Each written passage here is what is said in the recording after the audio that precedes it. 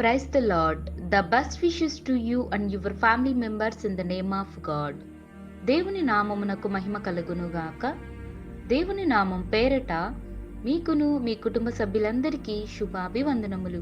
ఈరోజు దేవుని వాగ్దానము, టుడే గాడ్స్ ప్రామిస్. ధైర్యము వహించుడి, మీ కార్యము సఫలమగును.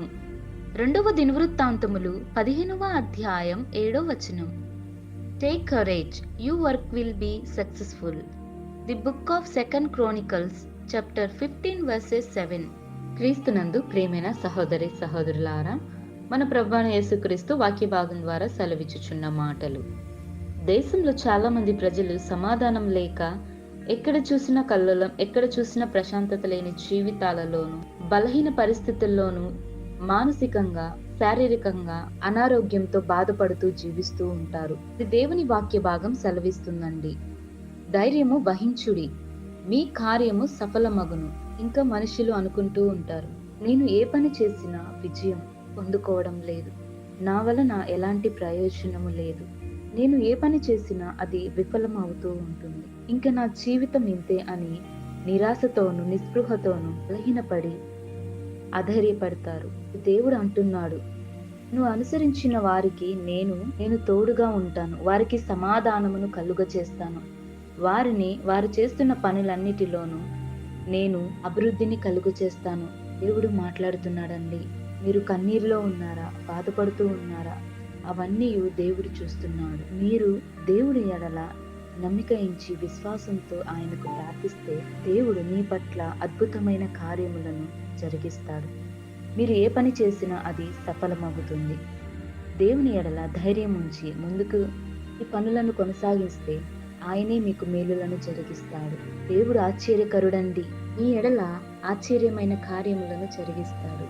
కావున మీరును అలాగే ఈ వాక్యం వింటున్న వారందరి పట్ల దేవుడు ఆశ్చర్యకరమైన మేలులను జరిగించాలని, అలాగే మనమందరము దేవుని పట్ల విశ్వాసంతో యథార్థత కలిగి మనం ఎలాంటి పరిస్థితుల్లో ఉన్నా విశ్వాసం కోల్పోకుండా దేవుని పట్ల ప్రార్థన చేస్తే మన ప్రార్థనలకు కూడా విజయం దేవుడు మనకు అనుగ్రహించే విధముగా మన ప్రార్థనా విన్నపములు మన ప్రభువైన యేసుక్రీస్తుకు తెలియపరచుకుందాం. ప్రార్థన. ప్రేమమేడ దయామేడ నీ శ్రేష్టమైన ఘనమైన నామమునకు వందనములు, స్తోత్రములు దేవా.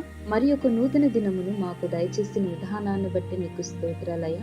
అదేవిధంగా వాక్యంతో మాతో మాట్లాడినందుకు, అలాగే ఈ వాక్యంలో మాకు బలమును, శక్తిని, ఆరోగ్యమును దయచేసినందుకు స్తోత్రాలు. ప్రభువా, ఎందరైతే ఈ వాక్య భాగంను ధ్యానిస్తున్నారో వారందరినీ మీరు దర్శించండి. వారందరికీ మీరు ఆశ్చర్యకరమైన మేలులను జరిగించండి.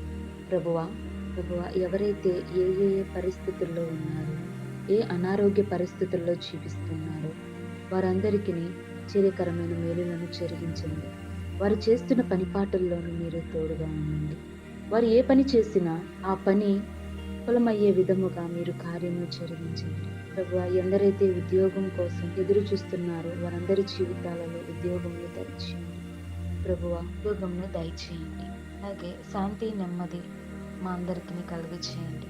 నెమ్మది లేని జీవితాలలో మీరు నెమ్మదిని దయచేసి నీ క్షేమాన్ని, నీ క్షేమాభివృద్ధిని మా అందరి పట్ల ఉండే విధముగా నీ ధైర్యమును మాకు అనుగ్రహించి మా ఎడల మీరు అద్భుతమైన కార్యములను సఫలమయ్యే విధముగా కార్యములను జరిగిస్తారని నజరేయుడైన యేసు నామమున ప్రార్థిస్తున్నాం తండ్రి. ఆమేన్.